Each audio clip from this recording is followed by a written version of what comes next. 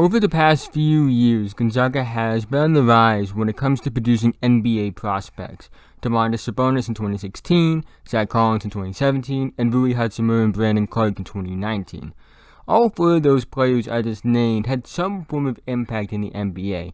Sabonis has been named an All-Star in Indiana. Collins has been a solid rotation player in Portland when he's healthy. Rui had a solid rookie season in Washington that I don't think is being talked about enough. And Brandon Clarke looks like a steal of the draft in Memphis. And it looks like another player will be adding to this new tradition. And I believe this player has a chance to be better than all of those guys I named. And that player is Jalen Suggs.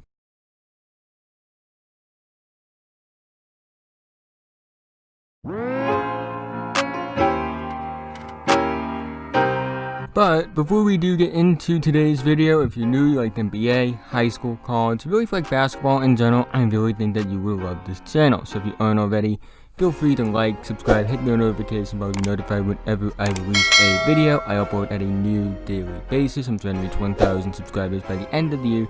So liking, subscribing, leaving a comment, doing all those things would be a big help to me. But with that being said, let's talk about Jalen Suggs, who is a 6'5", 200-pound point guard from Minnesota. He played his high school ball at Minnehaha Academy, where he was teammates with current top 5 recruit Chet Holmgren, who I recently made a video about. Some of you may know that Jalen was also a 4-star dual-threat QB, and he's the second cousin of Terrell Suggs, a former NFL All-Pro pass rusher.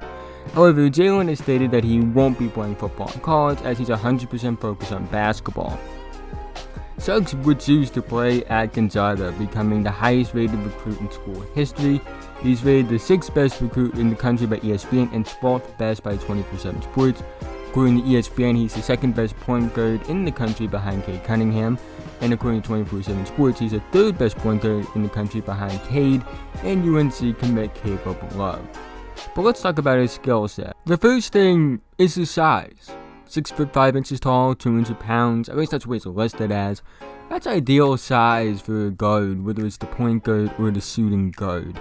And it really is telling of his skill set because of his size, him and being able to play point guard and shooting guard, he very much bases his skills around that in a way because he's much more of a combo guard than a true point guard or a true shooting guard. The shooting guard side comes with his scoring. He's very much a scorer-first kind of player, creates well for himself off the dribble, is very strong, can drive to the paint, handles physicality well. I believe this has a lot to do with the fact that he was a high-level football recruit as well. 3-level scorer, that's the best way you can put it. Doesn't really have an area on the floor where he struggles to shoot from. However, the point guard side of the combo guard comes with his passing. This has a lot to do with his football background as well. Of course, being a quarterback, he's able to read the floor really well, has good vision, can throw difficult passes because of his arm strength, can find the open man. And one thing I really like is the fact that he uses his gravity to his advantage.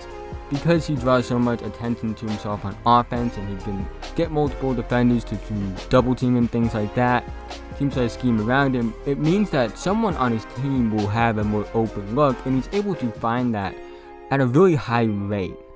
He's shown that because of his athleticism and size, he can also be a great defender. When engaged, he's one of the best defensive guards in the country, and I think that will be something that translates at Gonzaga.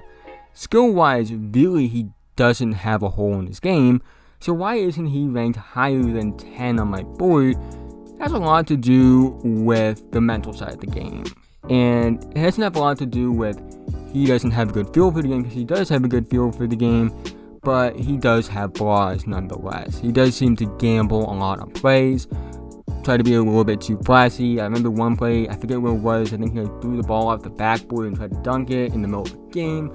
Wasn't necessarily a smart idea. There are times where he can be lazy on his passes. There are times where he'll miss open men. There's just a lot of things that are questionable about his decision making. Over dribbles a lot those things lead to turnovers. And you look at his shooting selection and you say, why is he taking that shot? Why is he shooting a contested three-pointer? Why is he taking a contested mid-range where he can drive to the paint? Just the shot selection, decision making, all that overall is very much a question mark. Also, defensively, there are times where he's not engaged or he tries to gamble on steals. And once he gets that all together, I think he'll be fine. He's a lottery talent. I say he's number 10 on my board. A combo guard, not a true point guard right now. I think he'll need to improve as a point guard if he wants to reach his full potential, because there are a lot of things he does well. He has all the talent in the world. Like, there aren't many players that I've seen in this class that are more talented at the guard spot than he is. But the fact that he hasn't put it all together yet and doesn't have a defined skill set is a bit of a concern.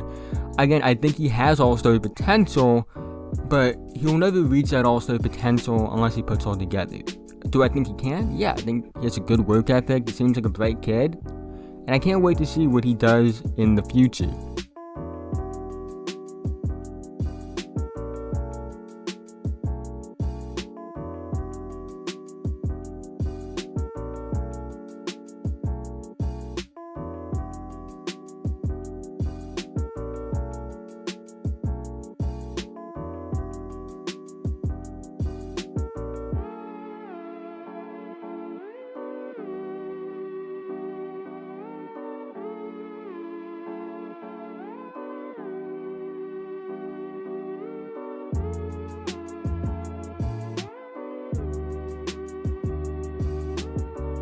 If you made it to this point in the video, thank you so much. It means so much to me, guys. You guys don't understand.